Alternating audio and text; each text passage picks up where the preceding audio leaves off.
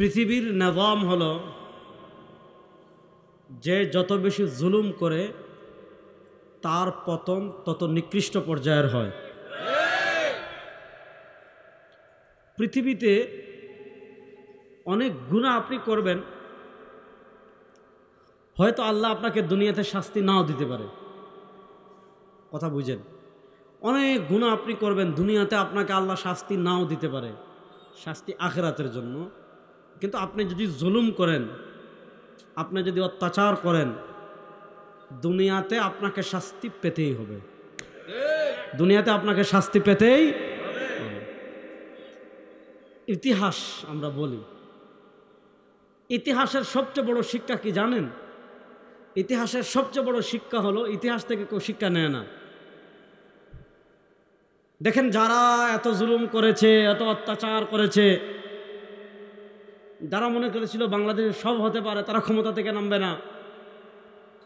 যারা মনে করেছিল বাংলাদেশ আমেরিকা কি চীন কি কেউ তাদেরকে নামাতে পারবে না, যারা একদম লাউবালি কাউকে পাত্তা দিত না, তারাই স্বর্গস্বর্গা, সব কিছু তারাও কিন্তু ফেরাউনের ইতিহাস জানে, তারাও কিন্তু নমরুদের ইতিহাস জানে, তারাও কিন্তু কারুনের ইতিহাস জানে, তারাও কিন্তু আবু জাহেলের ইতিহাস জানে, তারা নানা পথের মতের অত্যাচারীদের ইতিহাস জানে, কিন্তু তারা ইতিহাস থেকে শিক্ষা নেয় নাই। বাংলাদেশের ইতিহাসে সবচেয়ে নিকৃষ্ট পতন তাদের হয়েছে।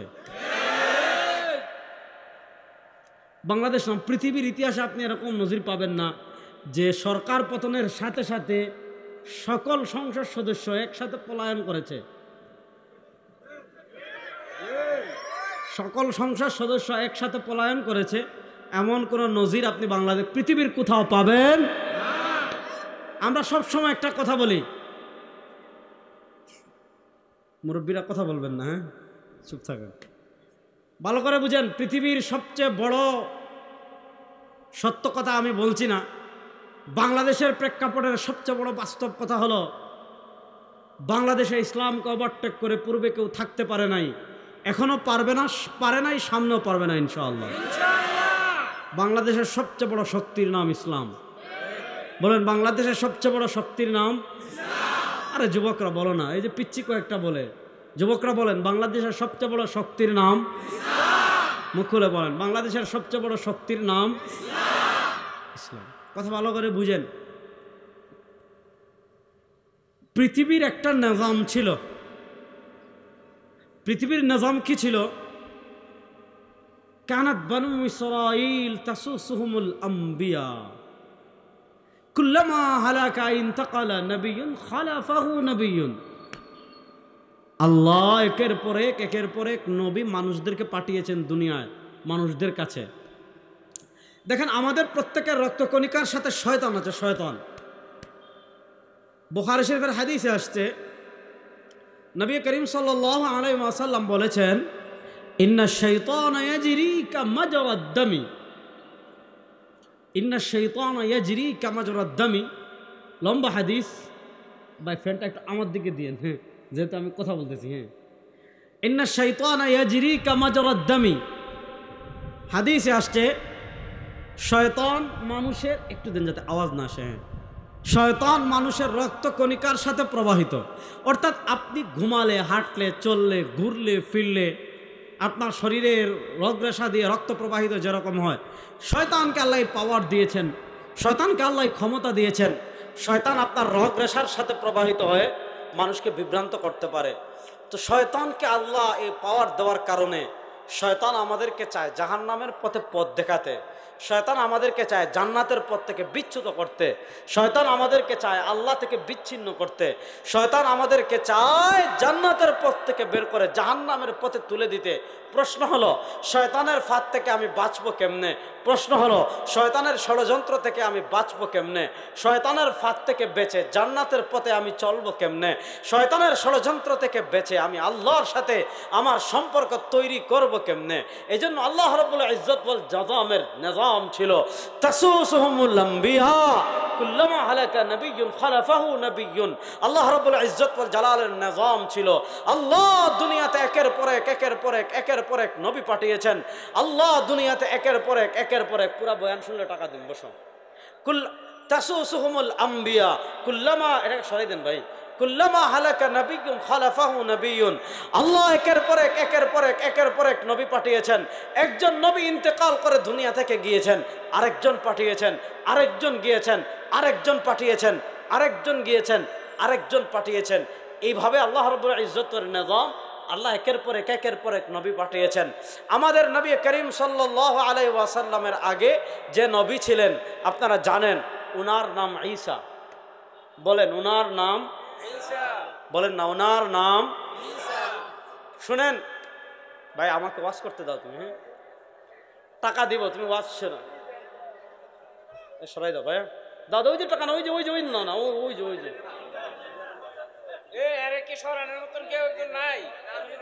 না ধরো না, এটা হুজুরে দিছি, যাও। খুশি তো? আর এখানে লাগবে না। হারে ভাই, এই যুবক তোমরা দুজন দাঁড়াও না কেন, একটু বের করে দাও, বসে থাক সমস্যা নাই। শুনেন তাহলে আমাদের নবীর আগে দুনিয়াতে যে নবী ছিলেন তার নাম ঈসা। বলেন তার নাম, বলেন না তার নাম ঈসা রূহুল্লাহ। ঈসা রূহুল্লাহ।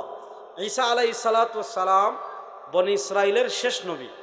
পয়েন্ট বুঝবেন, ঈসা আলাইহিস সালাম বনি ইসরাইলের শেষ নবী। প্রথম ঈসা আলাইহিস সালামের ব্যাপারে এক নম্বর আকীদা ক্লিয়ার রাখবেন।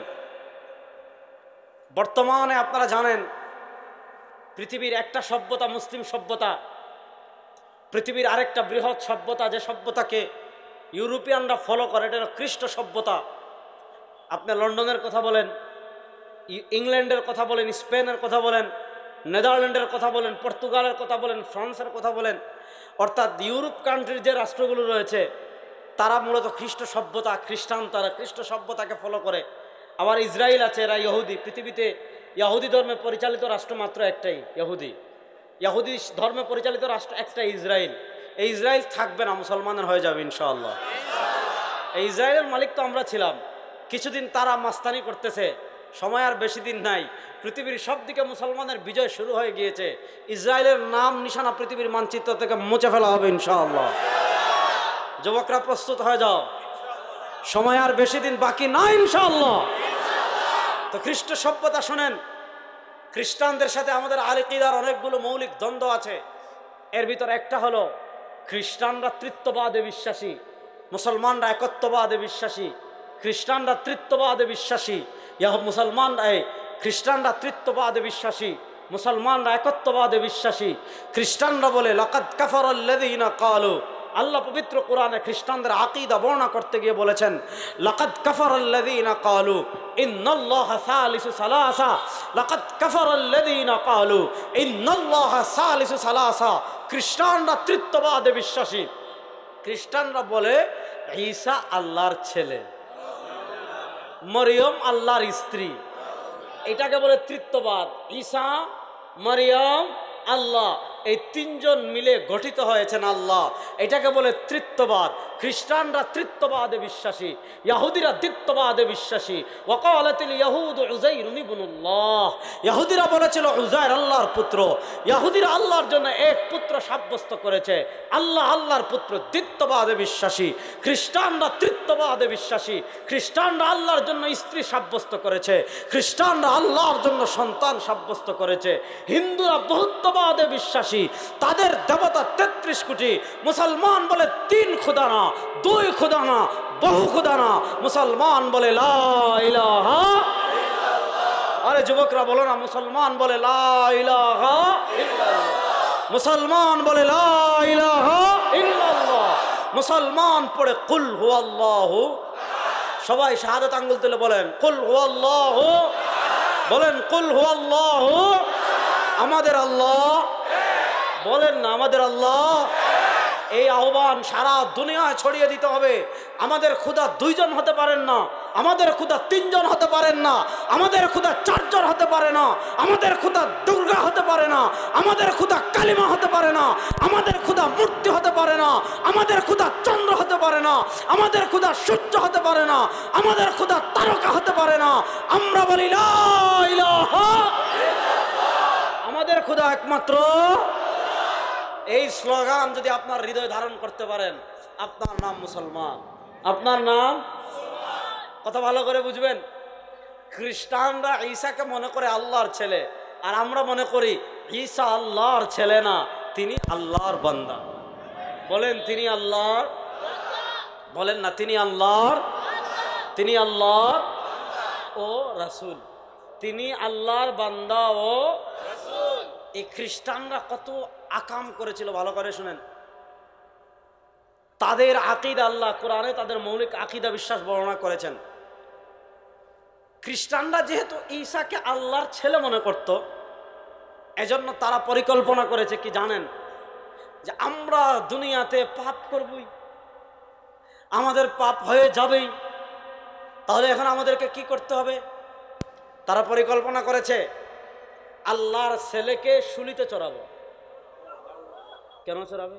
যে আমরা যত পাপ আগে করেছি, যুবকরা ভালো করে বুঝবা, আমরা যত পাপ আগে করেছি, আমরা যত পাপ পরে করব, আমাদের সকল পাপের অগ্রিম কাফফারা স্বরূপ, আমাদের সকল পাপের অগ্রিম কাফফারা স্বরূপ আমরা ঈসাকে শুলিতে চড়াবো।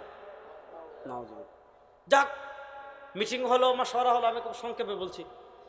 মিটিং হলো, মাশওয়ারা হলো, ঈসা আলাইহিস সালামকে তাদের সকল পাপের অগ্রিম কাফফারা স্বরূপ শুলিতে চড়ানোর জন্য ঈসা আলাইহিস সালাম যে ঘরে ছিলেন সেই ঘর তারা ঘেরাও করেছে। তারা যখন ঈসা আলাইহিস সালামকে হত্যা করার জন্য তিনি যেই ঘরে ছিলেন ওই ঘর যখন ঘেরাও করেছে, আল্লাহ রাব্বুল ইজ্জত ওয়াল জালাল জিবরিলের মাধ্যমে ওই ঘর থেকে ঈসা আলাইহিস সালামকে জীবিত অবস্থায় আসমানে তুলে নিয়েছেন। আল্লাহ পবিত্র কোরআনে বড় চমৎকার ভাষায় বলেছেন, আল্লাহ পবিত্র কোরআনে বড় সুন্দর ভাষায় বলেছেন। কি বলেছেন? ওয়ামা কাতালুহু ওয়ামা সালাবুহু ওয়ালাকিন শুববিহা লাহুম ওয়ামা কাতালুহু ওয়ামা সালাবুহু ওয়ালাকিন শুববিহা লাহুম। আল্লাহ বলেন খ্রিস্টানরা ঈসা আলাইহিস সালামকে হত্যা করতে পারে নাই, ওয়ামা সালাবুহু, তারা ঈসা আলাইহিস সালামকে শুলিতেও চড়াতে পারে নাই। কি করা হয়েছে? ওয়ালাকিন শুববিহা লাহুম, তাদেরকে ধাঁধায় ফেলে দেওয়া হয়েছে, তাদেরকে সন্দেহ ফেলে দেওয়া হয়েছে। আল্লাহ কেমনে ধাঁধায় ফেলেছেন, আল্লাহ কেমনে সন্দেহ ফেলেছেন মুসলমান ভালো করে বুঝেন। ঈসা আলাইহিস সালামকে আল্লাহ যখন জীবিত অবস্থায় আসমানে তুলে নিয়েছেন, তাদের সবচেয়ে বড় মাস্তান, সবচেয়ে বড় লিডার, সবচেয়ে বড় গুন্ডা যখন ঈসা আলাইহিস সালামকে শুলিতে চড়ানোর জন্য ঘরে ঢুকেছে, আল্লাহ কুদরতিভাবে তার চেহারা ঈসার মতো বানাই দিয়েছেন। এখন পরবর্তী যারা ঢুকছে কয়, কিরে ঈসা দেখি খাইয়া দেয়া মোটা হয়ে গেছে, মা শুলিতে চড়াই হত্যা করে ফেলছে।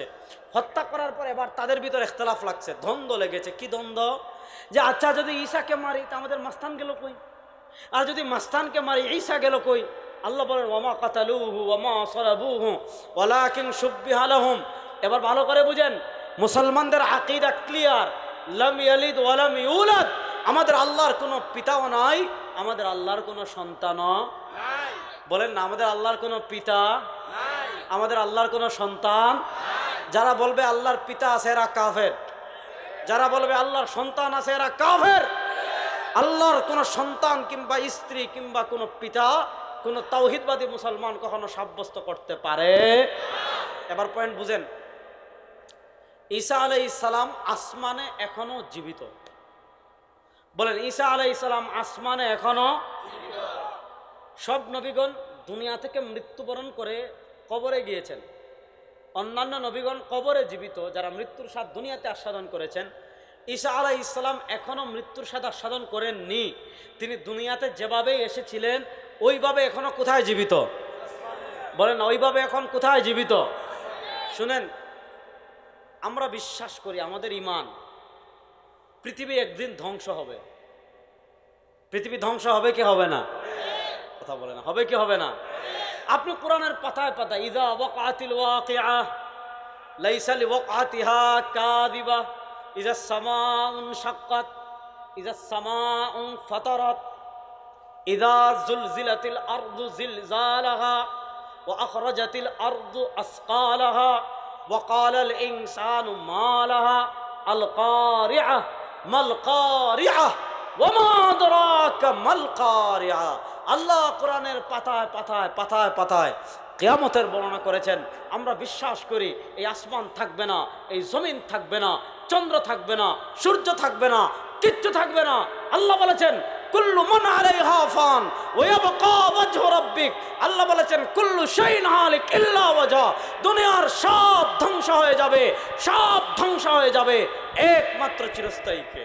আল্লাহ। জোরে বলেন আল্লাহ। ক্ষমতা থাকবে একমাত্র কার? ইল্লা মুলকা। ইমাম বুখারী ব্যাখ্যা করেছেন ফেরাউনের ক্ষমতা থাকে নাই। যেখানে ফেরাউনের ক্ষমতা থাকে নাই সেখানে আওয়ামী লীগের ক্ষমতা চিরস্থায়ী হওয়ার কোনো প্রশ্নই আসে না। যারা মনে করেছিলেন বাংলাদেশ আপনার বাপের, যারা মনে করেছিলেন বাংলাদেশ আপনার দাদার, যারা মনে করেছিলেন বাংলাদেশ আপনাদের, এর আমরা সব ভেসে আসছি। আপনারা কোথায় একটু বের হন তো, দেখতে চাই এখন। যারা আগে ওয়াজ মাহফিল করলে এটা বলা যাবে না, ওইটা বলা যাবে না, এটা করা যাবে না, ওইটা করা যাবে না, আসেন কোথায় এখন একটু দেখতে চাই।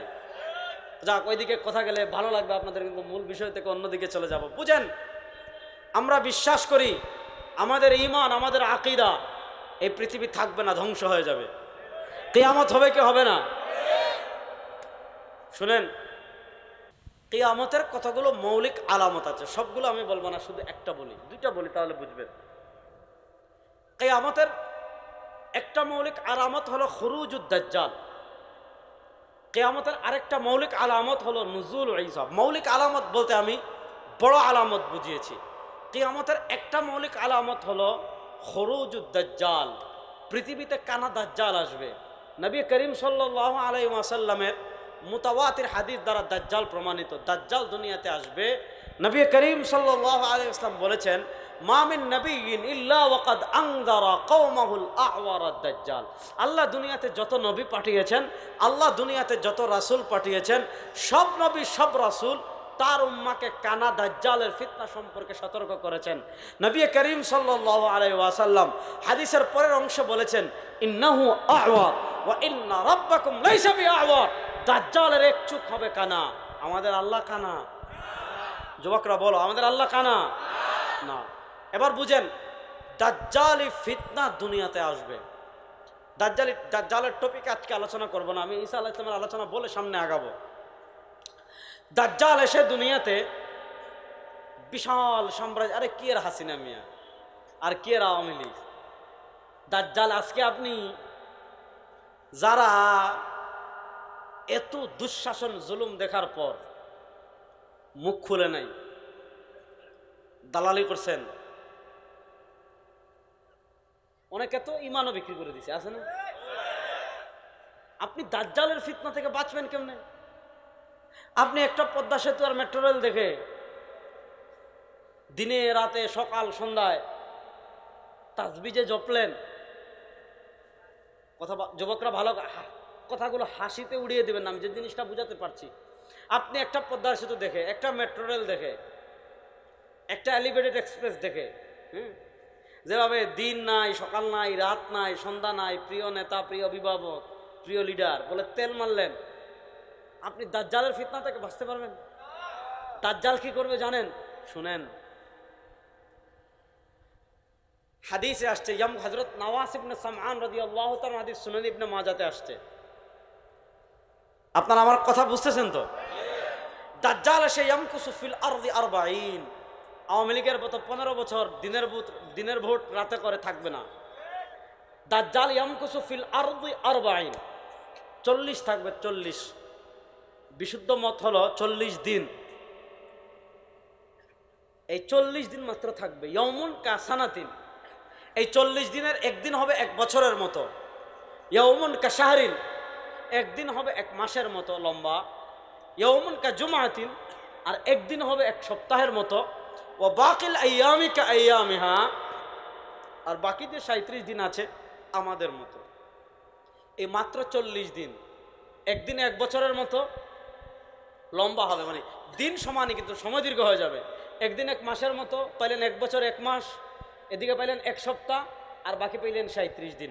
ধরেন আপনি 1 বছর 2-3 মাস এরকম সে থাকবে, লম্বা সময়। এই সামান্য সময়ে এত ক্যারিশমাটিক কাজ সে দেখাবে। কি ক্যারিশমাটিক কাজ দেখাবে? মনে করেন সে একটা এলাকায় আসবে, এলাকায় বৃষ্টি হয় না অনেক দিন ধরে। গত রমাদানে কি গরম ছিল মনে আছে? মনে আছে নি যুবকদের? তখন আমরা ইস্তিসকার নামাজ অনেকে পড়ছে। এই যাও, এরা কত নরাধম ছিল, এই পতিত ফ্যাসিস্ট কত নরাধম ছিল। এরা ইস্তিসকার নামাজটা মানুষদেরকে ভালোভাবে পড়তে দেয় নাই, পুলিশ দিয়ে বাধা দিয়েছিল। এরা রমাদানে ঢাকা বিশ্ববিদ্যালয়ে ইফতার মাহফিল করতে দেয় নাই, পুলিশ দিয়ে বাধা দিয়েছিল। কোরআন তিলাওয়াত করতে দেয় নাই, পুলিশ দিয়ে বাধা দিয়েছিল। আজকে আপনাদের ক্ষমতা কোথায়? আজকে আপনাদের বাহাদুরি কোথায়? আজকে দেশ ছেড়ে পলায়ন করতে আপনারা বাধ্য হয়েছেন। এই দেশে কবর দেওয়ার মতো জায়গা আপনারা খুঁজে পাবেন না ইনশাআল্লাহ। ইসলামকে চ্যালেঞ্জ করেছেন, কত বড় সাহস আপনাদের! কথা ভালো করে বুঝেন। অনেক দিন ধরে দাজ্জাল যখন আসবে, অনেক দিন বৃষ্টি হবে না। বৃষ্টি এমন বৃষ্টি হবে না, গাছপালা জ্বলে পুড়ে পাতা থাকবে না, জমিন ফেটে চৌচির হয়ে যাবে। বৃষ্টি না থাকার কারণে ঘাস থাকবে না, গরু ছাগল ঘাস খেতে পারবে না, স্তনে দুধ থাকবে না, শুকিয়ে যাবে। এমন একটা ভয়াবহ মানবিক বিপর্যয় দেখা দিবে।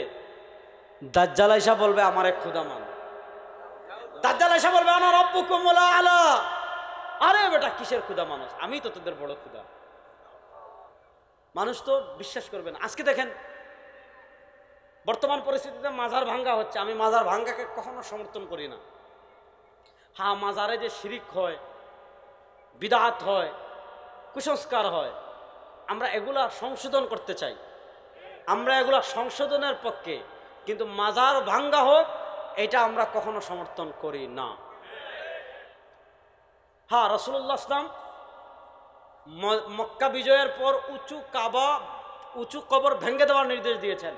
হ্যাঁ, বাংলাদেশে কখনো যদি আপনি ইসলামকে রাষ্ট্র ক্ষমতায় নিতে পারেন তখন ভাঙবেন। বাংলাদেশে কি ইসলাম রাষ্ট্র ক্ষমতায় চলে আসছে?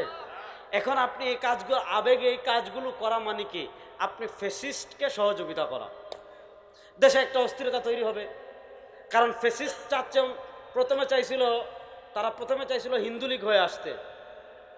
প্রথমে একদম 5 তারিখের পর প্রথম তারা হিন্দু লীগ হয়ে আসতে চাচ্ছিল, আপনারা দেখেছেন। আমরা মুসলমানরা কিন্তু মন্দির পাহারা দিয়েছি।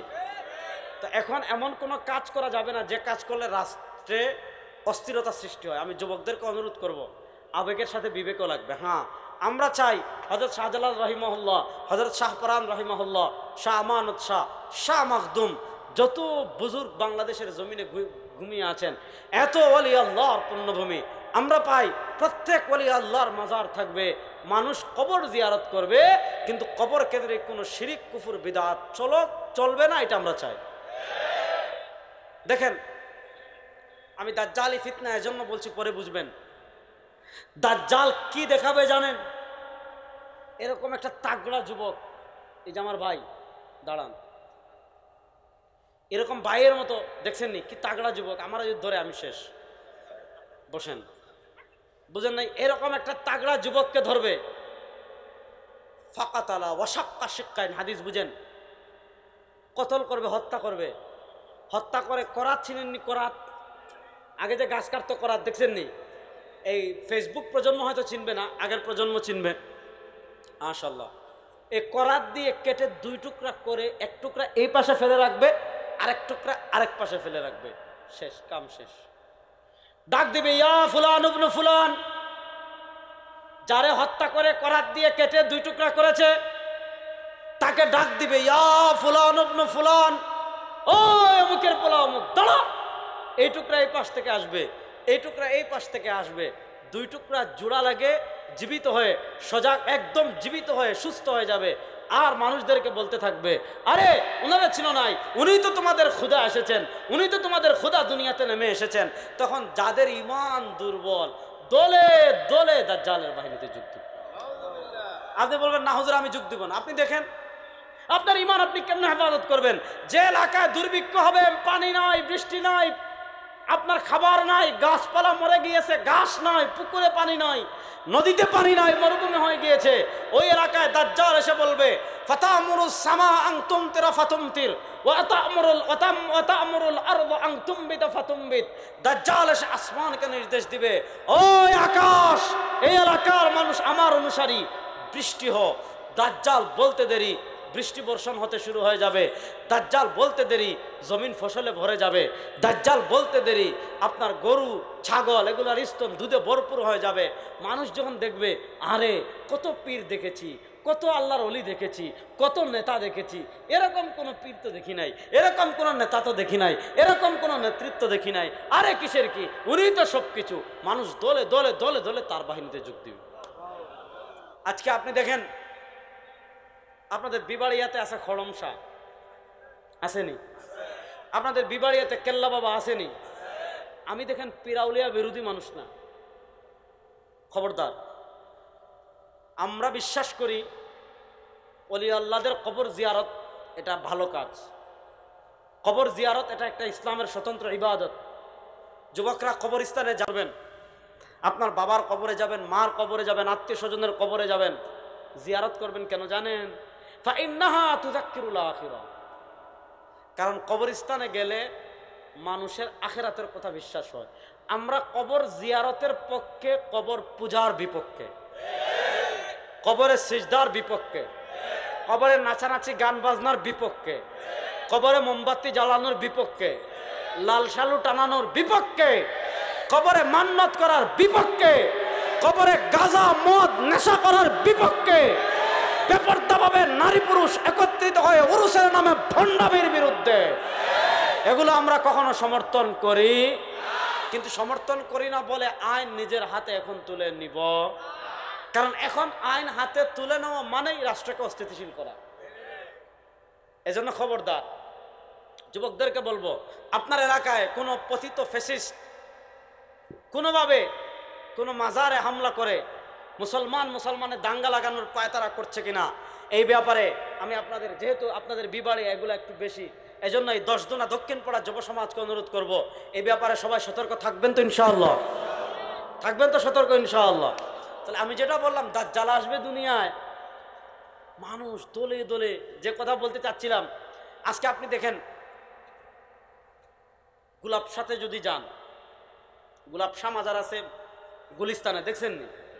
গোলাপশায় যদি যান, অথবা আপনি মিরপুরে যদি শাহ আলীতে যদি যান, দেখবেন নামাজ নাই।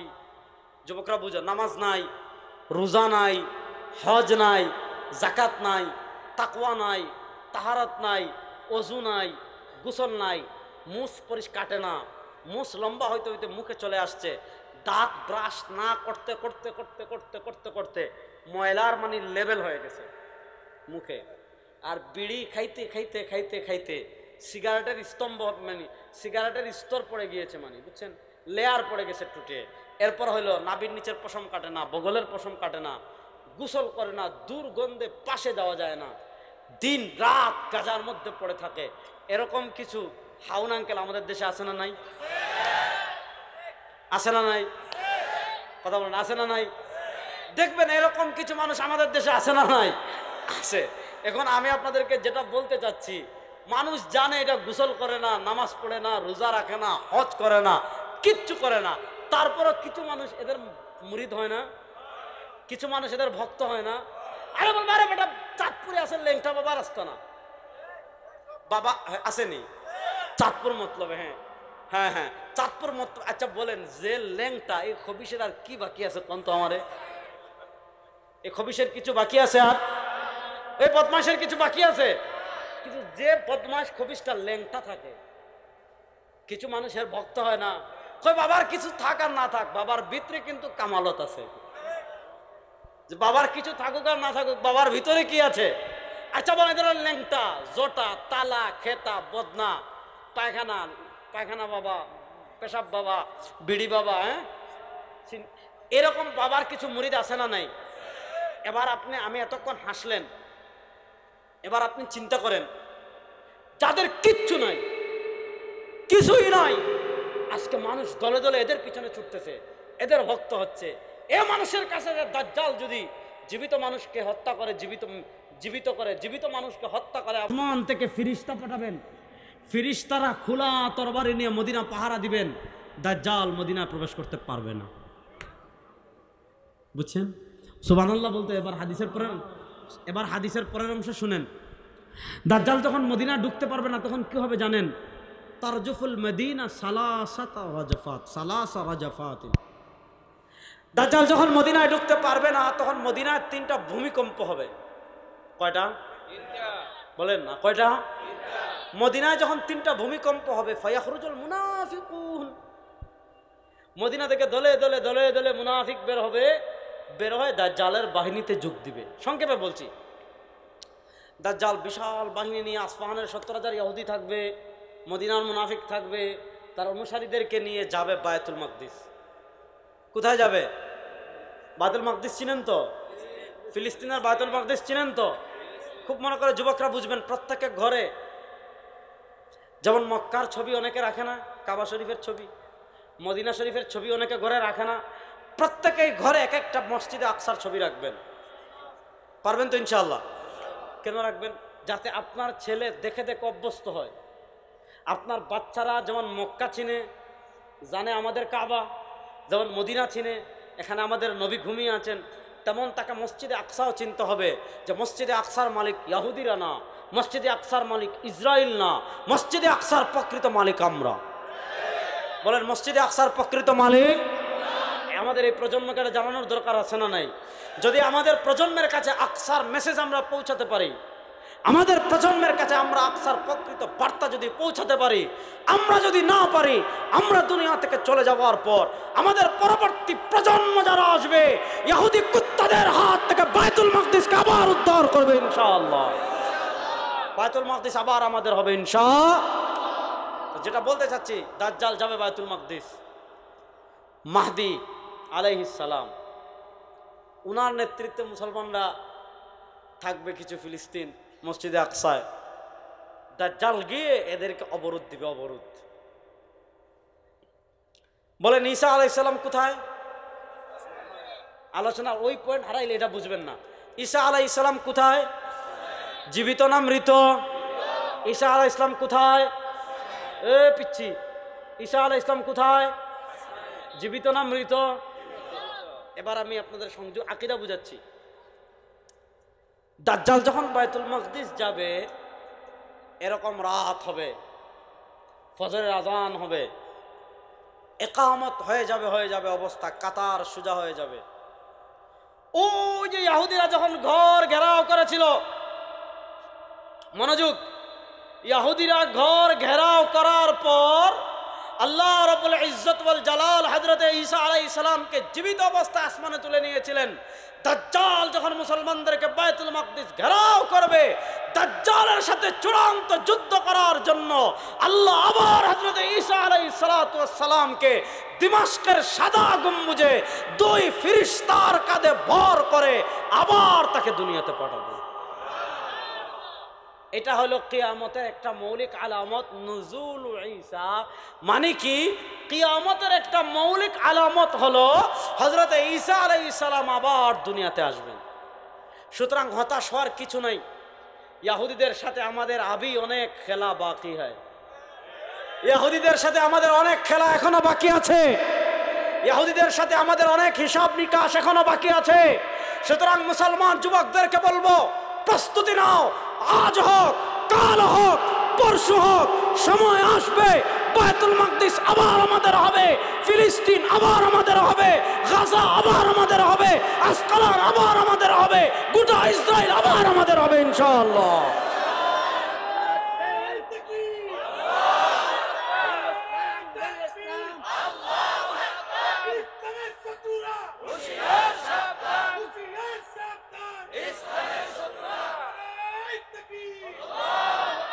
এবার আসেন, আলোচনা বেশি লম্বা করার সুযোগ নাই, ভালো করে বুঝেন যে গরম পড়ছে। হযরত ঈসা আলাইহিস সালাতু ওয়াস সালামের পর ঈসা আলাইহিস সালাম এবং আমাদের নবী করিম সাল্লাল্লাহু আলাইহি ওয়াসাল্লামের মধ্যবর্তী আল্লাহর কোন নবী দুনিয়াতে পাঠান নাই। ঈসা আলাইহিস সালাম চলে যাওয়ার পর আমাদের নবী করিম সাল্লাল্লাহু আলাইহি ওয়াসাল্লাম দুনিয়াতে আসার আগের যে যুগটা রয়েছে, এই যুগকে বলা হয় আইয়ামে জাহিলিয়াত। এই যুগকে বলা হয় মূর্খতার যুগ। এই যুগকে বলা হয় কিসের যুগ? আচ্ছা, এবার আল্লাহ মক্কায় সরওয়ারে দু আলম সাল্লাল্লাহু আলাইহি ওয়াসাল্লামকে পাঠালেন। মূল বিষয় চলে আসছে, যে আয়াত পাঠ করেছিলাম।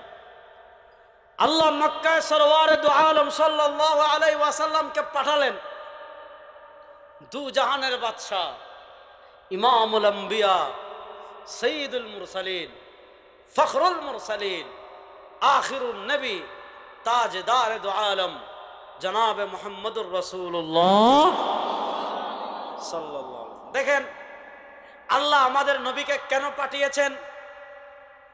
আল্লাহ আমাদের নবীকে পাঠানোর কারণ কি? আল্লাহ কারণ বলেন, হুয়াল্লাযী আরসালা রাসূলাহু বিল হুদা, হুয়াল্লাযী আরসালা রাসূলাহু বিল হুদা ওয়া দীনিল হাক্কি লিইয়ুযহিরাহু আলাদ দীন কুল্লি। তিনি আল্লাহ যিনি তার রাসূলকে দুনিয়াতে পাঠিয়েছেন বিল হুদা, হেদায়েত দিয়ে। সুবহানাল্লাহ পড়েন। হেদায়েত দিয়েছেন আল্লাহ নবীর মাধ্যমে। বোঝা গেল নবীর হেদায়েত বড় হেদায়েত।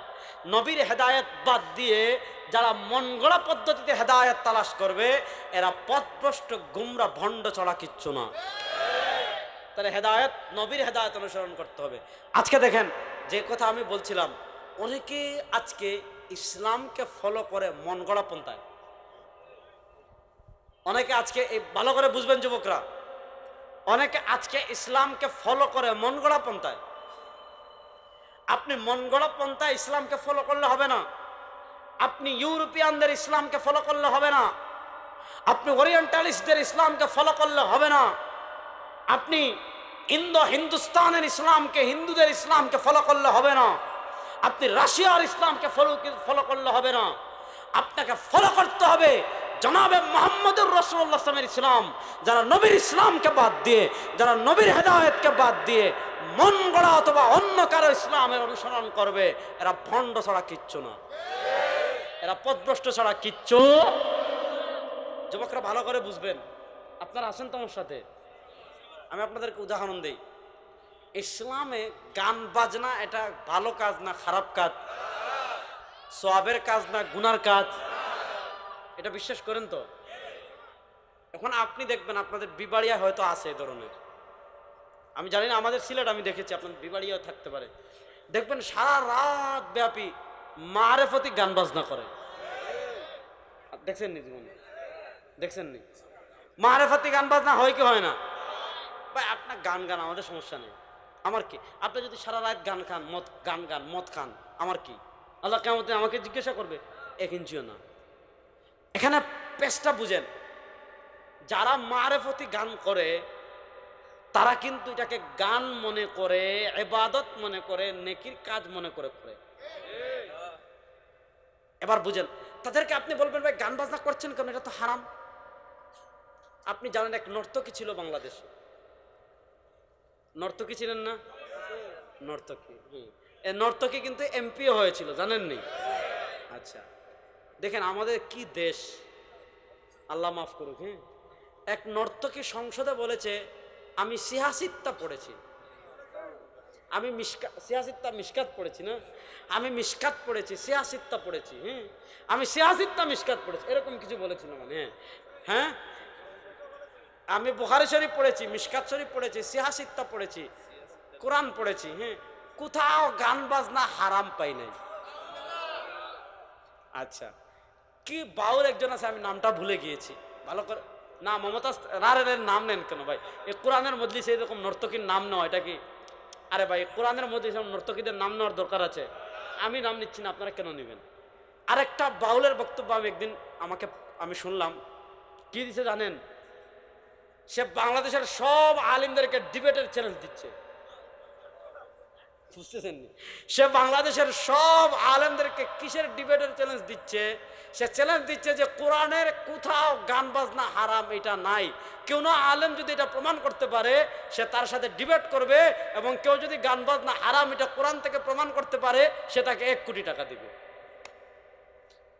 এক ভান্ডারি বা এরকম কেউ, আচ্ছা যেই দোক সে, আর নাম বললেন না, হ্যাঁ, সে চ্যালেঞ্জ করেছে। এবার মৌলিক পার্থক্যটা বুঝেন। আপনি গানের আরবি হলো ঘিনা, বাজনার আরবি হলো মাজামির। মাজামির তো বহু বচন, মিজমার। হ্যাঁ, এখন আপনি কোরআনের কোথাও ঘিনা শব্দ পাবেন না, আপনি কোরআনের কোথাও মিজমার মাজামির এগুলো পাবেন না। এখন এই থিমটা যুবকরা এটা খুব ভালো করে বুঝবেন। এই যে একটা থিম যে গান বাজনা হারাম, কোরআন থেকে দেখান। গান বাজনা করা যাবে না, কোরআন থেকে দেখান। আপনার ভিতর একটা থিম তারা ঢুকাতে চাচ্ছে। এটা ইসলাম বিদ্বেষী যারা আছে এদেরকে বলা হয় ওরিয়েন্টালিস্ট, এদেরকে বলা হয় মুস্তাশরিকিন, এদেরকে বলা হয় প্রাচ্যবিদ।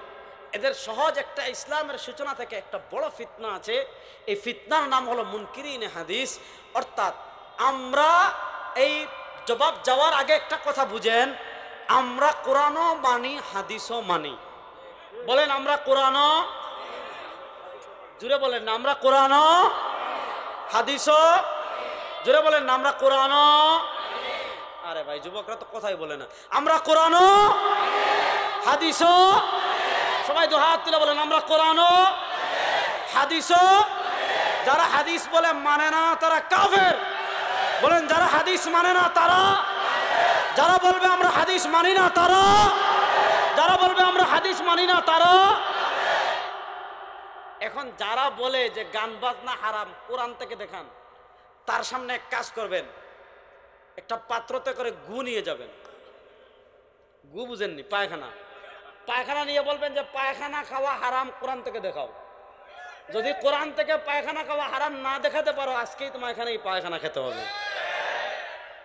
তা আচ্ছা পায়খানা যদি নাও নিয়ে যান মোহতারাম, আচ্ছা প্রশ্ন পড়ে, হ্যাঁ পায়খানা যদি নাও নিয়ে যেতে পারেন, এক গোবর নিয়ে যাবেন। গোবর, গোবর চিনেননি? এত গোবর নিয়ে যাবেন, নিয়ে বলবেন ভাই গোবর খাওয়া হারাম, কোরআন থেকে দেখান। আচ্ছা আপনারা বলেন মানুষের পায়খানা খাওয়া হালাল না হারাম? বলেন না, এই পিছিয়ে আসতেছে, বলেন পায়খানা খাওয়া হালাল না হারাম? গোবর খাওয়া হালাল না হারাম? তাদেরকে বলবেন যে ভাই গোবর খাওয়া হারাম, কোরআন থেকে দেখান। যদি বলেন না কোরআন নাই, বলবেন তাহলে খাও। তাহলে বোঝা গেল হালাল হারাম শুধু কোরআন দিয়ে প্রমাণ হয় না, হাদিস দিয়েও হয়। এখন বুঝেন, আজকে শরীয়তি মারেফতের নামে, আজকে আল বাউলের নামে, আজকে মাজারে মারেফতি গান বাজনার নামে, আজকে উরুসের নামে আপনি জানেন না আপনাদের ভিতর কি পুশ করে দেওয়া হচ্ছে। তারা চ্যালেঞ্জ দিচ্ছে যে গান বাজনা হারাম, কোরআন থেকে দেখাও। তারা বলছে গান বাজনা হারাম, কোরআনের কোথাও নাই। কথা বাহ্যিকভাবে যতটা সহজ, এর অভ্যন্তরে তারা কি করছে? এর অভ্যন্তরে তারা একটা এমন জঘন্য আকীদা আমাদের ভিতরে ঢুকিয়ে দিচ্ছে যে জঘন্য আকীদা লালন করলে আপনার ঈমান থাকবে না, যে জঘন্য আকীদা লালন করলে আপনার মুসলমানিত্ব থাকবে না, যে জঘন্য আকীদা লালন করলে আপনি ইসলামের গণ্ডি থেকে বের হয়ে যাবেন। সে হাদিসের প্রামাণিকতাকে তারা আপনাদেরকে অস্বীকার করে দিচ্ছে। আমরা বলি কোরআনও মানি হাদিসও মানি। যারা বলবে গান বাজনা হারাম, কোরআন থেকে দেখাও, তাকে আগে প্রশ্ন করবেন যে আপনি আগে বলেন হাদিস মানেন কিনা। যদি বলেন না আমি হাদিস মানি না, তাহলে বলবেন তুই তো বেটা কাফের, তোর সাথে গান বাজনা হালাল না হারাম এটা নিয়ে আলোচনা করার দরকার কি। আর যদি বলেন হাদিস মানি, তাহলে বলবেন যে আসেন আপনার কতটা হাদিস লাগে আমার কাছে আসেন, আমি হাদিস দিয়ে আপনাকে একদম কবর দিয়ে দেব ইনশাআল্লাহ। বিষয়টা বুঝেন। এই যে একটা থিম, আপনি কোরআনে আল গিনা পাবেন না। কারণ শুনেন, আপনি যদি এরকম নর্তকীর চশমা দিয়ে কোরআন খুঁজেন, আপনি যদি বয়াতি পান্ডারি আউল বাউল লালন ফকির তার সিড়া মাথা সিড়া এরকম ছাগল পাগলদের চশমা দিয়ে আপনি যদি কোরআন তালাশ করেন, আপনি গান বাজনা হারাম পাবেন না। কিন্তু আপনি ছাগল পাগলদের চশমা খুলেন, আপনি লালনবাদের চশমা খুলেন, আপনি হিন্দুত্ববাদের চশমা খুলেন, আপনি আউল বাউলের চশমা খুলেন, আপনি নর্তকীদের চশমা খুলে সাহাবা একরামের চশমা লাগান, আপনি গান বাজনা হারাম কোরআনেই পাবেন। ওয়া মিনান নাসি মান ইয়াশতারি লাহওয়াল হাদিস লিয়ুদিল্লা আন আসেন। এই লাহওয়াল হাদিস মানে কি গিনা? এই লাহওয়াল হাদিস মানে কি গিনা, গান বাজনা? তাহলে আমি আপনাদেরকে যেটা বুঝাচ্ছি, দেখেন গান বাজনা ইসলামে হারাম। বলেন গান বাজনা ইসলামে হারাম। একটা হাদিস শুনাই, মুসনাদে বাজ্জারে হাদিস এসেছে। নবী করিম সাল্লাল্লাহু আলাইহি ওয়াসাল্লাম বলেন সাউতান মালউনান ফিদ দুনিয়া ওয়াল আখিরা।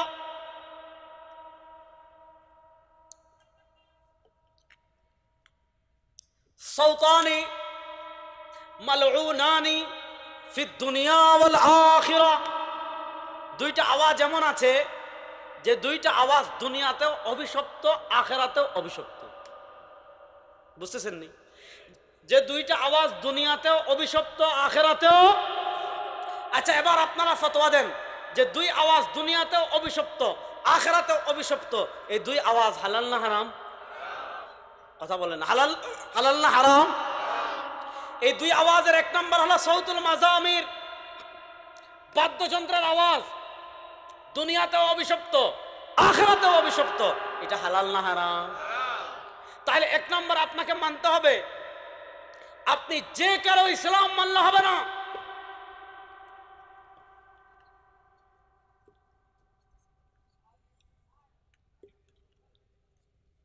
একটু ফ্যানটা কাছে দিন তো।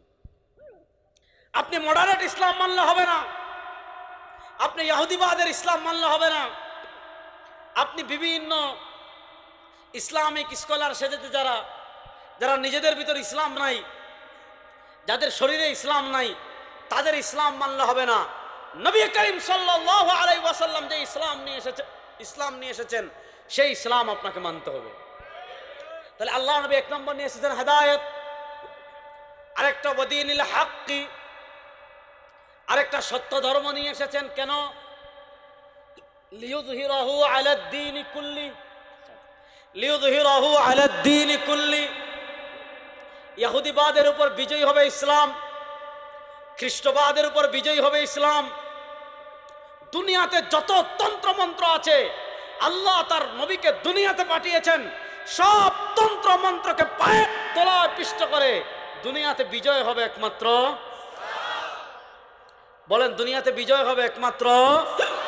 এবার দেখেন, আল্লাহ নবী সাল্লাল্লাহু আলাইহি ওয়াসাল্লাম রবিউল আউয়াল মাস চলে। আল্লাহ নবী সাল্লাল্লাহু আলাইহি ওয়াসাল্লামের গোটা জীবন দেখেন, আল্লাহ নবী সাল্লাল্লাহু আলাইহি ওয়াসাল্লামের টোটাল জীবন দেখেন।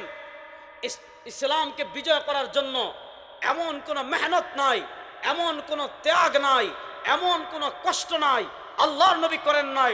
দিন বিজয়ের জন্য সব ধরনের পরিশ্রম, সব ধরনের মেহনত, সব ধরনের ত্যাগ যদি আল্লাহর নবী করতে পারেন, আমি বাংলাদেশের যুবকদেরকে বলতে চাই, আমি আজকে বিবাড়িয়ার আপনার বঞ্চারামপুরের 10 জনের যুবকদেরকে বলতে চাই, ও যুবকেরা, আল্লাহর নবী যে ইসলামের জন্য রক্ত ঝরিয়েছেন, আল্লাহ নবী যে ইসলামের জন্য দান শহীদ করেছেন, আল্লাহ নবী যে ইসলামের জন্য হিজরত করেছেন, আল্লাহ নবী যে ইসলামের জন্য মাতৃভূমি ত্যাগ করেছেন, আল্লাহ নবী যে ইসলামের জন্য তায়েফে দান রক্ত ঝরিয়েছেন, ওই ইসলাম বাংলাদেশে জীবিত হোক, ওই ইসলাম বাংলাদেশে প্রতিষ্ঠা হোক, ওই ইসলাম বাংলাদেশে বিজয় হোক। ওই ইসলাম বিজয়ের মেহনত করার জন্য আপনারা প্রস্তুত আছেন না? নয়?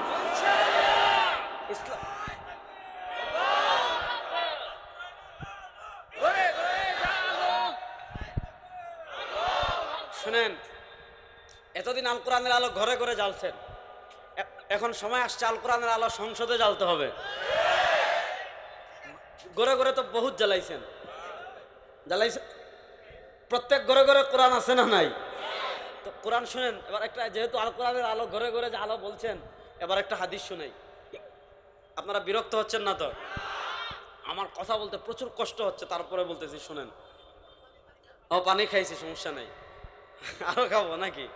শুনেন হাদিস, একটা হাদিস শুনাই। নবী করিম সাল্লাল্লাহু আলাইহি ওয়াসাল্লাম বলেন, সায়াতি আলান নাসি জামানুন লাম ইয়াবকা মিনাল ইসলাম ইল্লা ইসমুহু ওয়া লাম ইয়াবকা মিনাল কুরআন ইল্লা রাসমুহু মাসাজিদুহুম আমিরা ওয়া হিয়া খারাবুন আনিল হুদা। আমার উম্মার উপর এমন একটা সময় আসবে, আমার উম্মার উপর এমন একটা কাল আসবে, আমার উম্মার উপর এমন একটা যুগ আসবে, সায়াতি আলান নাসি জামানুন লাম ইয়াবকা মিনাল ইসলাম ইল্লা ইসমুহু। সিলেট শাহজালালের মাজারে উরুসে যাবেন, হাজার হাজার মানুষ। চাঁদপুরের মতলবের ল্যাংটা বাবার উরুসে যাবেন, হাজার হাজার মানুষ। বিবাড়িয়ার খড়মপুরে যাবেন, হাজার হাজার মানুষ। সব মুসলমান হবে, নামে মুসলমান। সবাই হবে কি মুসলমান? ওয়ালাম ইয়াবকা মিনাল কুরআন ইল্লা রাসমু। মানুষ শো অফ করবে কোরআন, কোরআন রাখবে তারাবি পড়ার জন্য, কোরআন ঘরে রাখবে তাবিজ দেওয়ার জন্য, কোরআন ঘরে রাখবে যাতে জিন না আসে, কোরআন ঘরে রাখবে যাতে বরকত হয়, মানে এই নানা কারণে কোরআন রাখবে। কিন্তু কোরআনের মৌলিক যে বিষয়, আল্লাহ কোরআন দিয়েছেন সংবিধান, এটা আমাদের সংবিধান। কোরআন ঘরে থাকবে কোরআন, রাষ্ট্রে থাকবে কোরআন, সংসদে থাকবে কোরআন, আইন আদালতে থাকবে কোরআন, সংবিধানে থাকবে কোরআন, রাষ্ট্রের সব সেক্টরে থাকবে কোরআন, অর্থনীতিতে থাকবে কোরআন, সমাজ পরিচালনায় থাকবে কোরআন। এমন একটা সময় আসবে কোথাও কোরআন থাকবে না, ঘরে গিলাফ বন্দি করে মানুষ কোরআন রাখবে। আজকে এই হাদিস মিলছে কি মিলছে না? এরপরে শুনেন, মাসাজিদুহুম আমিরা, শত শত মডেল মসজিদ হবে। এরপর হাদিস আবার মডেল মসজিদের কথা আসে নাই, আমি মানে ভাব অনুবাদ করতেছি। মানে চিকচাক চিক্কময় সুন্দর সুন্দর সুন্দর মসজিদ হবে।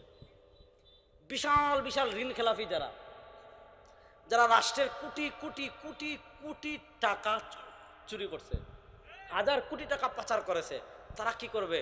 একটা বাহাদুরি দেখানোর জন্য তার গ্রামে একটা সুন্দর সিমসং এত সুন্দর মসজিদ বানাবে যে এই মিম্বরের মতো পুরা এলাকা এত সুন্দর মিম্বর নাই, এরকম মসজিদ বানাবে।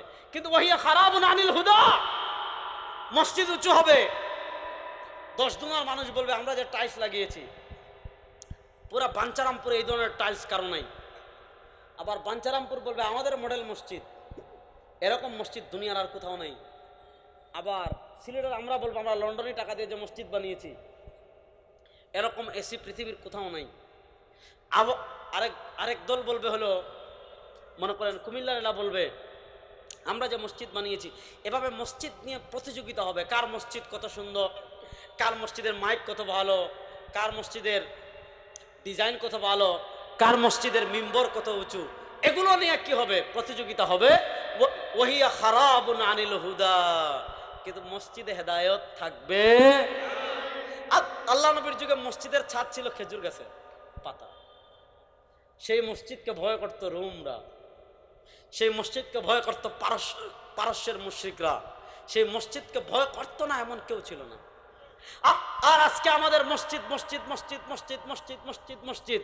গত 10 বছরে আপনারা দেখেছেন মডেল মসজিদ যতগুলো হয়েছে, এগুলা যে জুমার খুতবা দেওয়া হতো, এগুলো না থাকতো কোরআন, না থাকতো হাদিস, না থাকতো ইজমা, না থাকতো কিয়াস, না থাকতো সমাজ পরিচালনার কথা, না থাকতো রাষ্ট্র পরিচালনার কথা, সবগুলোতে খালি শেখ হাসিনার প্রশংসা। আর আওয়ামী লীগ কি উন্নয়ন করেছে এগুলার ফিরিস্তি ছিল না? তাহলে বলেন আমাদের সমাজের প্রত্যেকটা সেক্টরে কোরআন আছে? আছে কয় দেখছেন? আমাদের অর্থনীতিতে কোরআন আছে, আমাদের সংসদে কোরআন আছে। তাহলে আমি যুবকদের কাছে এবার প্রশ্ন রেখে যেতে চাই, আপনারা নবীর উম্মত কি উম্মত না? একটু বুঝে শুনে বলেন, চুষে না। আচ্ছা, আল্লাহ নবীর শাফাআত লাভ করতে চান কি চান না? এক শাফাআত কেন লাভ করতে চান আগে এটা বুঝে। আল্লাহর নবী জনাবে মুহাম্মদুর রাসূলুল্লাহ সাল্লাল্লাহু আলাইহি ওয়াসাল্লামের শাফাআত ছাড়া একজন মানুষ জান্নাতে যেতে পারবে না। আল্লাহর নবী বলেছেন শাফাআতি লি আহলিল কাবাইর মিন উম্মতি, আল্লাহ নবী সাল্লাল্লাহু আলাইহি ওয়াসাল্লামের সুপারিশ লাভ করে আমরা জান্নাতে যেতে চাই কি চাই না? কারা কারা চান? আল্লাহ নবীর হাতে কিয়ামতের দিন হাউজে কাউসারের পানি পান করতে চাই কি চাই না? আল্লাহ নবীর হাউজে কাউসারের যদি পানি পান করতে চাই, নবী করিম সাল্লাল্লাহু আলাইহি ওয়াসাল্লামের শাফাআত লাভ করতে যদি চাই, আল্লাহর নবীর ইসলাম, আল্লাহর নবীর কোরআন বাংলাদেশে বিজয়ী হোক, আল্লাহর নবীর উপর অবতীর্ণ কোরআনের আইন বাংলাদেশে প্রতিষ্ঠা হোক, কোরআনের সমাজ বাংলাদেশে প্রতিষ্ঠা হোক, কোরআনের রাষ্ট্র প্রতিষ্ঠা হোক, শরিয়াত প্রতিষ্ঠা হোক, ইসলাম প্রতিষ্ঠা হোক, এটা আমরা চাই কি চাই না? সবাই চাই তো? নারায়ে তাকবীর, জোরে বলেন না, নারায়ে তাকবীর, নারায়ে তাকবীর। আমরা সবাই রাসূল সেনা, বড় আস্তে কইলেন, আমরা সবাই রাসূল সেনা, আমরা সবাই রাসূল সেনা। সুতরাং পৃথিবীতে দেখেন, ভারতে হিন্দুরা তাদের হিন্দুত্ববাদ প্রতিষ্ঠা করতে চায়, চায় না? আপনি ইসরায়েলে যান, ইসরায়েলে ইহুদিরা ইহুদিবাদ প্রতিষ্ঠা করে। আপনি ইউরোপে যান, খ্রিস্টানরা খ্রিস্টবাদ প্রতিষ্ঠা করে। খ্রিস্টানরা যদি খ্রিস্টবাদ প্রতিষ্ঠা করতে চায়, ইহুদিরা যদি যেখানে যে পৃথিবীর যে রাষ্ট্র, আপনি দেখেন হিন্দুস্তানে হিন্দুরা সংখ্যাগরিষ্ঠ, তারা তাদের ধর্ম প্রতিষ্ঠা করতে চায়। আপনি মিয়ানমারে যান, এখানে বৌদ্ধরা সংখ্যাগরিষ্ঠ, বৌদ্ধরা তাদের ধর্ম প্রতিষ্ঠা করতে চায়। আপনি ইসরায়েলে যান, ওখানে ইহুদিরা সংখ্যাগরিষ্ঠ, তারা ইহুদিবাদ প্রতিষ্ঠা করতে চায়। আপনি ইউরোপে যান, ওখানে খ্রিস্টানরা সংখ্যাগরিষ্ঠ, তারা খ্রিস্টবাদ প্রতিষ্ঠা করতে চায়। ও বাংলাদেশের মুসলমান, আপনি যদি মুসলমান পরিচয় দেন, আপনি যদি প্রকৃতপক্ষে সরওয়ারে দু আলমের উম্মত বলে দাবি করেন, আপনি ইহুদিবাদ প্রতিষ্ঠা করতে পারেন না, আপনি খ্রিস্টবাদ প্রতিষ্ঠা করতে পারেন না, আপনি হিন্দুত্ববাদ প্রতিষ্ঠা করতে পারেন না, আপনি সেকুলারিজম প্রতিষ্ঠা করতে পারেন না, আপনি ডেমোক্রেসি প্রতিষ্ঠা করতে পারেন না, আপনি মানুষের বানানো তন্ত্রমন্ত্র প্রতিষ্ঠা করতে পারেন না। আপনার ধ্যান এবং খেয়াল হবে, আপনার লক্ষ্য এবং উদ্দেশ্য হবে আল্লাহর জমিনে আল্লাহর দ্বীন এবং ইসলামকে প্রতিষ্ঠা করতে হবে। আমরা আর কোন তন্ত্রমন্ত্র প্রতিষ্ঠা করতে চাই? শুনেন, খুব ভালো করে বুঝেন, আমরা বৈষম্য বিরোধী আন্দোলন করেছি। বৈষম্য বিরোধী আন্দোলন হয় নাই? আপনি যদি প্রকৃত বৈষম্য সমাজ থেকে দূর করতে চান, মানুষের বানানো তন্ত্র মন্ত্র দিয়ে আপনি কেমনে বৈষম্য দূর করবেন? দুটা লাগবে। একটা হলো শুধু আপনি মানে চেয়ার পাল্টালে হবে না, নীতি পাল্টাতে হবে। মানুষের ইনসাফ মানুষের ভিতর প্রতিষ্ঠা করতে হবে। ন্যায়, তাকওয়াবান, সৎ, যোগ্য যারা আছে তাদেরকে চেয়ারে বসাতে হবে, একটা বিষয়। আর আরেকটা বিষয় আমি যেটা বললাম, প্রকৃত বৈষম্য এটা দূর করেছে পৃথিবীতে একমাত্র ইসলাম। ইসলাম ছাড়া আর কোনো কিছু পারে? কতটুকু করেছে? সুবহানাল্লাহ পড়েন না একবার। ইহুদিদের এক মহিলা চুরি করেছে। শুনেন, ইসলামের হুকুমতের কথা বললেই, ইসলামী শরিয়ার কথা বললেই, ইসলামী আইনের কথা বললেই অনেকে খালি চুরের হাত কাটা, প্রাপ্তবয়স্ক বিবাহিত কেউ ব্যভিচার করলে প্রস্তরাঘাতে হত্যা করা, এগুলোই দেখে শুধু। অথচ ইসলামী শরিয়াটা ব্যাপক অর্থনীতি। আপনি যদি অর্থনীতিতে ইসলামী শরিয়া ফলো করেন, মনোযোগ, আপনি যদি অর্থনীতিতে ইসলামী শরিয়া ফলো করেন, তাহলে একটা রাষ্ট্র কতটুকু এগিয়ে যেতে পারে এটা বোঝার জন্য আপনাকে মদিনায় যেতে হবে না। এটা বোঝার জন্য আপনি আবু বকর সিদ্দিকের খেলাফতকালে যাওয়া লাগবে না, হযরত ওমর ইবনুল খাত্তাব রাদিয়াল্লাহু তাআলা আনহু তাদের খেলাফতকালেও যাওয়া লাগবে না। যদি কেউ অর্থনীতিতে ইসলাম ফলো করে, তাদের অর্থনীতি কতটুকু অগ্রসর হয়, যদি কেউ ব্যাংকিং সিস্টেমে ইসলামকে ফলো করে, সুদমুক্ত, এক কথায় পুঁজিবাদী অর্থনীতির বিপরীত, সুদভিত্তিক অর্থনীতির বিপরীত কেউ যদি ইসলামী অর্থনীতি প্রতিষ্ঠা করে, সুদভিত্তিক ব্যাংকিংয়ের বিপরীত কেউ যদি ইসলামী ব্যাংকিং প্রতিষ্ঠা করে, তাহলে রাষ্ট্র কতটুকু এগিয়ে যায়, রাষ্ট্র কতটুকু লাভবান হয়, রাষ্ট্র কতটুকু উন্নত হয়, এটা প্রমাণ বোঝার জন্য খুব বেশি দূরে যাওয়ার দরকার নাই। আমাদের পাশের রাষ্ট্র আফগানিস্তানের দিকে থাকালেই যথেষ্ট। আপনারা জানেন বর্তমান পৃথিবীর অর্থনীতি নিয়ন্ত্রণ করে বিশ্বব্যাংক। বিশ্বব্যাংক যদি আমাদের দেশকে রেস্ট্রিকশন দেয়, বাংলাদেশকে, 1 মাসে বাতি জ্বলে যাবে। আপনি চিন্তা করেন, এ মোল্লা মৌলবীর গোষ্ঠী পুরা পৃথিবীর সব পরাশক্তি এদেরকে রেস্ট্রিকশন দিয়ে রেখেছে, সবাই এদেরকে রেস্ট্রিকশন দিয়ে রেখেছে। বিশ্বব্যাংক তাদের ডলার স্ট্রাইক দিয়েছে, তাদের রিজার্ভ আটকে দিয়েছে, তাদের টাকা আটকে দিয়েছে। পৃথিবীর বড় বড় পরাশক্তি কেউ তাদের সাথে বিজনেস করে না, মানে সরাসরি বিজনেসে আসে না, কেউ তাদের রাষ্ট্রকে স্বীকৃতি দেয় না। সবাই মনে করেছিল এরা আমেরিকাকে তাড়িয়েছে, ঠিক আছে, কিন্তু না খেয়ে মরে যাবে। এরা আমেরিকাকে তাড়িয়েছে, ঠিক আছে, এরা না খেয়ে ভিক্ষা করবে, এরা না হয়ে পায়ে পড়বে, এরা কিছু না পেয়ে আবার আমেরিকার পায়ে পড়বে, কিছু না পেয়ে আবার রাশিয়ার পায়ে পড়বে, কিছু না পেয়ে ভারতের পায়ে পড়বে, কিছু না পেয়ে এরা খাদ্য পাবে না, অন্ন পাবে না, বস্ত্র পাবে না, টাকা পাবে না, পয়সা পাবে না। আরে বেটা, যাদের সাথে আল্লাহ আছে দুনিয়ার কেউ এদেরকে পরাজিত করতে পারে না। যাদের সাথে আল্লাহ আছে দুনিয়ার কেউ তাদেরকে পরাজিত করতে পারে। আপনি দেখেন আফগানিস্তানের অর্থনীতি কতটুকু এগিয়েছে, আপনি দেখেন আফগানিস্তানের অর্থনীতি কতটুকু এগিয়ে যাচ্ছে। বর্তমানের আধুনিক পরিবর্তনের মধ্য দিয়ে যাচ্ছে। সবাই এখন উন্মুক্ত বাজার। কেউ যারা সেকুলার ধর্মনিরপেক্ষতাকে লালন করে, এ সময় এসে তারা ধর্মনিরপেক্ষতার দোকান খুলবে। যারা ডেমোক্রেসিকে লালন করে তারা ডেমোক্রেসির দোকান খুলবে। যারা জাতীয়তাবাদকে লালন করে তারা জাতীয়তাবাদের দোকান খুলবে। যে যে আদর্শ লালন করে সে আদর্শের দোকান খুলবে। যে যে আদর্শ লালন করে এই পরিবর্তিত বাংলাদেশে সেই আদর্শই লালন করবে, সে আদর্শেরই প্রচার করবে। আমরা এই পরিবর্তিত সময়ে বাংলাদেশের প্রত্যেকটা ঘরে ঘরে ইসলামের বার্তা পৌঁছে দেওয়ার জন্য প্রস্তুত আছি তো ইনশাআল্লাহ। যুবকরা ইসলামের জন্য ঘাম ঝরানোর জন্য প্রস্তুত আছেন তো? আমি সব জায়গায় বলি যে বাংলাদেশ ইসলামের জন্য এতটা উর্বর ভূমি যে এখানে রক্ত লাগবে না। বাংলাদেশের সব মুসলমান ইসলাম প্রতিষ্ঠার জন্য যদি ঘাম ঝরানোর জন্য রাজি হয়ে যায়, এই দেশে ইসলামী হুকুমত প্রতিষ্ঠা হতে দেরি হবে না ইনশাআল্লাহ। সুতরাং ইসলামী হুকুমত প্রতিষ্ঠার জন্য আমরা মেহনত করবো তো ইনশাআল্লাহ। আল্লাহ আমাদের সবাইকে তৌফিক দান করেন, সবাই বলেন আমিন। আল্লাহ মৃত্যু পর্যন্ত নবী আকরাম সাল্লাল্লাহু আলাইহি ওয়াসাল্লাম যে আদর্শ নিয়ে এসেছেন সে আদর্শের উপর দায়ম এবং কায়েম থাকার তৌফিক দান করেন, সবাই বলেন আমিন। একটা প্রশ্ন আসছে, এটা উত্তর দিয়ে শেষ করছি। একটা তো না, আমাদের অনেকগুলো। আসসালামু আলাইকুম, আহলে হাদিস কাদের বলা হয়? এটা আপনি জানেন না? জানার কথাই।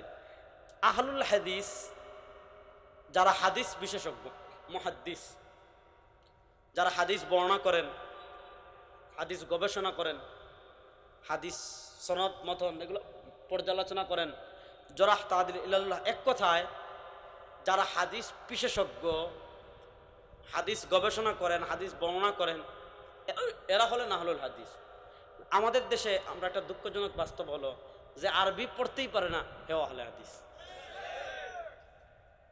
কথা বুঝতেছেন? এটা মূলত কোনো ফিরকা না, এটা একটা পেশা। আহলুল হাদিস এটা একটা কিসের নাম? পেশার নাম। যদি এটা একটা ফিরকা হয়ে গেছে। দাড়ি ব্যতীত গালের উপর পশম লোম উঠিয়ে ফেলা, এই যে হাড্ডি, এই হাড্ডি, এইটা হলো দাড়ি, ঠিক আছে না? এটার উপরে যেটা আছে এটা আপনি তুলে ফেলতে পারবেন। হযরত দেওয়ানবাগীর মাজার ভাঙ্গার কারণে নাকি সবাই কাফের হয়ে গেছে।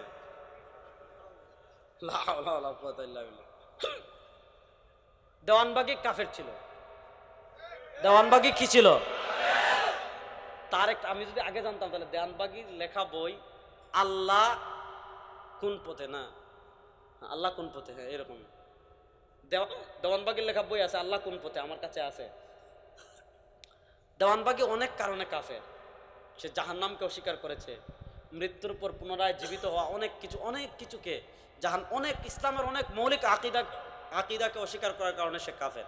দেওয়ানবাগীর আকিদা নিয়ে পর্যালোচনা সংক্ষিপ্ত পাবেন মাওলানা মোহাম্মদ আব্দুল মালিক হাফিজাহুল্লাহর লেখা তাসাউফ তত্ত্ব বিশ্লেষণে। এই বইয়ে দেওয়ানবাগীর আকিদাগুলো নিয়ে পর্যালোচনা আছে এবং আমার একটা লেকচার আছে, এটা শুনবেন। আজকে যেহেতু এখন যে কাফের,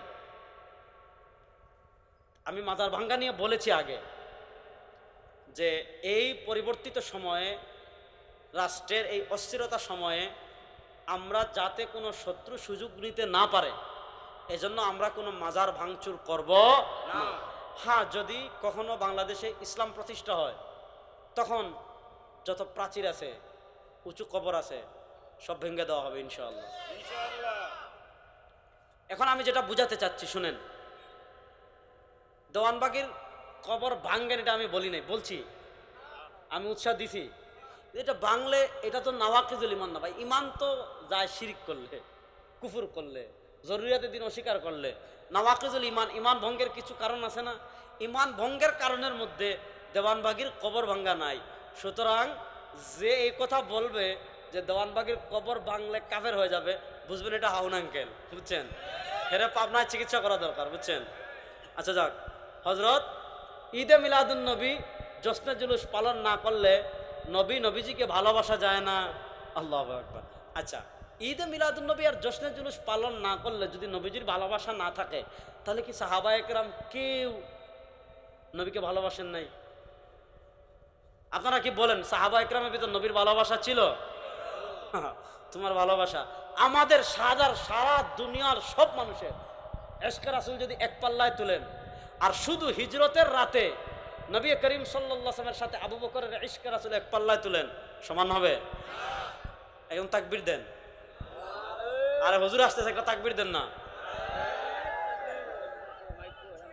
মাইক ছাড়াই দেন, সমস্যা কি?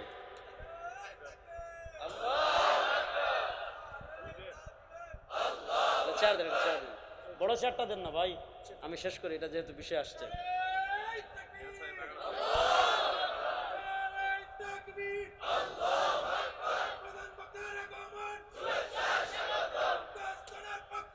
লাল গোলাপ শুভেচ্ছা, দশ জনের পক্ষ থেকে। আমারটা আসলে আজকে ভাই আসসালামু আলাইকুম হুজুর, 2 মিনিট বলি আমি। 100 বার 2 মিনিট কে?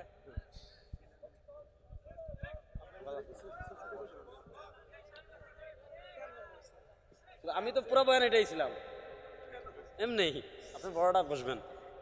আচ্ছা যাক, এটা বলে শেষ করছি, শুনেন, একটা 2 মিনিটে শেষ করব। শুনেন, কোন দিন ঈদ হবে, কোন দিন ঈদ হবে না, এটা নির্ধারণ করার অথরিটি, ক্ষমতা আমাদের নাই। কোন দিন ঈদ হবে, কোন দিন ঈদ হবে না, এটা নির্ধারণ করবেন নবী করিম সাল্লাল্লাহু আলাইহি ওয়াসাল্লাম। এবার নবী করিম সাল্লাল্লাহু আলাইহি ওয়াসাল্লাম যে কয়েকটা দিনকে ঈদ বানিয়েছেন, এর বাহিরে কোনো দিনকে ঈদ আমি বানাতে পারবো কি না, আমরা পারবো কি না, প্রশ্ন হলো এটা। ইমাম আব্দুর রাজ্জাক আস-সানাআনী মুসান্নাফে আব্দুর রাজ্জাক হাদিস এনেছেন, হযরত তাউস রাহিমাহুল্লাহ থেকে হাদিস এসেছে, নবী করিম সাল্লাল্লাহু আলাইহি ওয়াসাল্লাম নিষেধ করেছেন, লা তাত্তাখিযু শাহরান ঈদা ওয়ালা তাত্তাখিযু ইয়াওমান ঈদা, নিজেদের পক্ষ থেকে কোনো মাসকে ঈদ বানায়ও না, নিজেদের পক্ষ থেকে কোনো দিনকে ঈদ বানায়ও না। এবার বলেন, নবী করিম সাল্লাল্লাহু আলাইহি ওয়াসাল্লাম যে কয়েকটা দিনকে ঈদ বানিয়েছেন, এর বাহিরে কোনো দিনকে ঈদ বানানোর অনুমতি নবী করিম সাল্লাল্লাহু আলাইহি ওয়াসাল্লাম আমাদেরকে দিয়েছেন না নিষেধ করেছেন? তিনি বলেছেন, লা তাত্তাখিযু ইয়াওমান ঈদা, নিজেদের পক্ষ থেকে কোনো দিনকে ঈদ বানাইও না। এজন্য ইসলামের ইতিহাসে দেখবেন, নবী করিম সাল্লাল্লাহু আলাইহি ওয়াসাল্লাম যে কয়েকটা দিনকে ঈদ বানিয়েছেন, এর বাহিরে আরেকটা ঈদ পাবেন। এটা হলো, আপনি ইমাম ইবনে দাকিকুল ঈদের ইহকামুল আহকাম পড়বেন, রাফেজিরা জিলহজ মাসের 18 তারিখকে ঈদ বানাইছিল, এটার নাম ছিল ঈদে গাদিরে খুম। খুব সহজ করে বুঝাই, ঈদে গাদিরে খুম মানে আমাদের আকীদা, আহলুস সুন্নাহ ওয়াল জামাতের আকীদা হলো, নবী করিম ইসলামের পরে আবু বকর রাদিয়াল্লাহু তাআলা সবচেয়ে বড় 1 নম্বর খলিফা, ওমর রাদিয়াল্লাহু তাআলা 2 নম্বর খলিফা, উসমান রাদিয়াল্লাহু তাআলা 3 নম্বর খলিফা, আলী রাদিয়াল্লাহু তাআলা 4 নম্বর খলিফা। রাফিজিরা তাফজিলু আলীন আলা শাইখাইন, রাফিজিদের আকীদা হলো আল্লাহ নবী ইসলামের পরে খেলাফতের সবচেয়ে বেশি হকদার ছিলেন আলী, হযরত আবু বকর আর ওমর জোরপূর্বক খেলাফত ছিনিয়ে নিয়েছেন।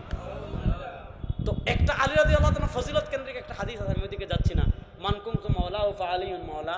জিলহজ মাসের 18 তারিখ গাদিরে খুম নামক জায়গায় আল্লাহ নবী হাদিস বলেছিলেন, যার কারণে রাফিজিরা তৃতীয় আরেকটা ঈদ বানিয়েছিল, রাসূল ইসলামের বানানো ঈদের বাহিরে গিয়ে ঈদে গাদিরে খুম বানিয়েছিল। এজন্য নবী করিম সাল্লাল্লাহু আলাইহি ওয়াসাল্লামের বানানো ঈদের বাহিরে গিয়ে নিজেদের পক্ষ থেকে যত ঈদ যারাই বানাবে, এগুলো সব বেদাত। এবার বাড়াইবে বলে বল যে আপনি ঈদ বানালেন, এখন তো ঈদ না, এখন সাইদুল আয়াদ। আপনি 12 রবিউল আউয়াল ঈদ একটা দলিল দেখেন তো, যেগুলো বলবেন এগুলো সব বিকৃতি। কুল বিফাদলিল্লাহি ওয়া রাহমাতিহি ফাবিযালিকা ফালইফরাহু, সব বিকৃতি। সোমবারের হাদিস আনবেন, সব বিকৃতি। তিরমিজি শরীফের বাবুন মা জা ফি মিলাদিন নবী, সব বিকৃতি। আবু বকর রাদিয়াল্লাহু তাআলা এবং ওই যে তাযাকারা মিলাদাহুমা, সব বিকৃতি। এটা নিয়ে আমার সাথে ডিবেট হয়েছিল 2 বছর আগে। হ্যাঁ, আমার সাথে ডিবেট হয়েছিল, একটা ঐতিহাসিক ডিবেট, ওইটা একটু দেখে নিয়ে। আজকে এই পর্যন্ত থাকুক। সুবহানাকাল্লাহুম্মা ওয়া বিহামদিকা। আর জশ্নে জুলুসের কথা একটু বলি। জশ্নে জুলুস শুরু হয়েছে 1981-তে, কত সালে বা এরকম 1989 সম্ভবত, 1989 বা এর আশেপাশে, মানে 50 বছরের বেশি, 50 বছর ওজোর হয় নাই, আরও কম। আমাদের বর্তমান একজন পীর আছেন, বাংলাদেশে আসেন, উনি পাকিস্তানের তাহির শাহ। ওনার পিতা ছিলেন আহমদ তাহের শাহ, ওনার পিতা ছিলেন, ওনাদের কি আহমদ শাহ না কি একজন ছিলেন, তৈয়ব শাহ। তৈয়ব শাহর পিতা ছিলেন আহমদ শাহ, এরকম আহমদ সিরিকুটি। হ্যাঁ, উনি এটা, ওনার ওই তাহের শাহ যে তৈয়ব শাহ, উনি বাংলাদেশে এটা প্রথম আবিষ্কার করেছেন। তাহলে যেই জিনিসটা আবিষ্কারই হলো ওই দিন, ওই জিনিসের দলিল আপনি কোরআন হাদিসে পাবেন। এখন দলিল দিবে কি দিয়ে? যে নবী করিম সাল্লাল্লাহু আলাইহি ওয়াসাল্লাম যেদিন মদিনা হিজরত করেছেন, ওই দিন এই বাচ্চারা বের হয়, তালা আল বদরু আলাইনা। আচ্ছা, নবী তো মদিনায় আসছিলেন, তোমার চট্টগ্রামকে নবী আসছে? আপনি কোথাকার হাদিস কোথায় নিয়ে যাচ্ছেন? মদিনা নবী করিম সাল্লাল্লাহু আলাইহি ওয়াসাল্লাম গিয়েছেন, বাচ্চারা বের হয়ে, আচ্ছা মনে করেন আজকে যদি এখানে তাকি উসমানী সাহেব আছেন, আমরা খুশি হব না? এই যে মুশতাকুন নবী সাহেব আসছেন, আপনারা এগিয়ে আনছেন না? আনছেন। তো রাসূল যদি আসেন তাহলে আপনি করেন, কিন্তু প্রশ্ন হলো রাসূল সাল্লাল্লাহু আলাইহি ওয়াসাল্লাম আসেন নাই, কোনো সম্পর্ক নাই, আপনি মিছিল দিচ্ছেন, মন দেন, কিন্তু এটাকে মুস্তাহাব বানিয়ে ইবাদত বানিয়ে আবার বুখারী শরীফের হাদিস দলিল দিলে